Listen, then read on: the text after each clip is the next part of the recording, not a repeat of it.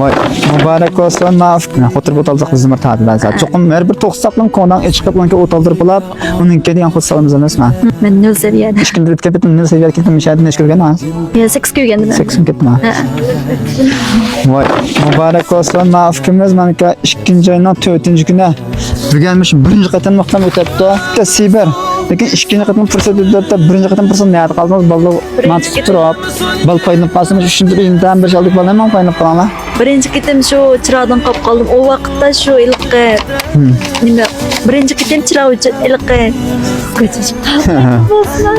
Birinchi ketim o't o'chib qolgan shundan andiq o'tni yiqib nim qilib turishimga o ko'ngdan holat emas, 3-holat yiqib qolgan shum bilan 100 nomeri yo'qlan bo'ldi. Xotirib o'taldiratdim degan gap bo'ldimi ya? Ha. Xotirib o'taldiq bizning ta'tilda. Cho'qim har bir to'qsaqlam ko'ndan chiqib unga o'taldirib olib, uningga degan xud salamiz emasmi? İkinci ketimliqida shu nuqtani tap bilgandan keyin gap turib shuning bilan nengitdim.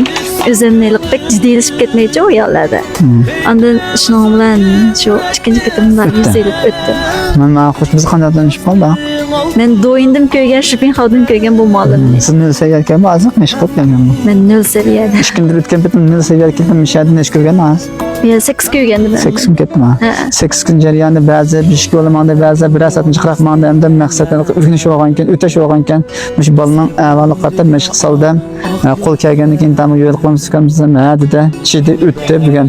Mushning o'xshash tizir o'tsa va bolalar aloqalasanglar, shu o'tyapmiz, davomli mush maktabda o'qiydigan yoki imtihonda yoki cho'pni tizim turgan bolalarni aloqalasanglar, o'lcham sizni o'ynashib biryapmiz.